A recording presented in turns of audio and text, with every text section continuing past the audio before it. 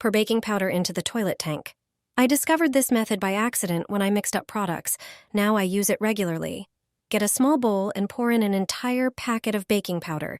It works great for this task. Add about 2 cups of warm but not hot water.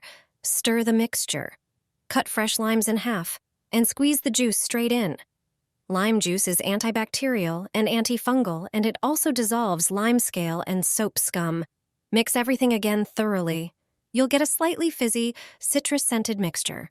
Remove the tank lid and carefully pour the mixture inside. Don't flush right away, let it work. Baking powder acts as a natural descaler. Combined with lime juice, it dissolves limescale, neutralizes bacteria, and eliminates unpleasant odors. Close the lid and leave it for at least an hour. After just one use, you'll notice the difference. The inside of the tank stays clean, free of scale and residue. No harsh chemicals, no effort, and it smells fresh.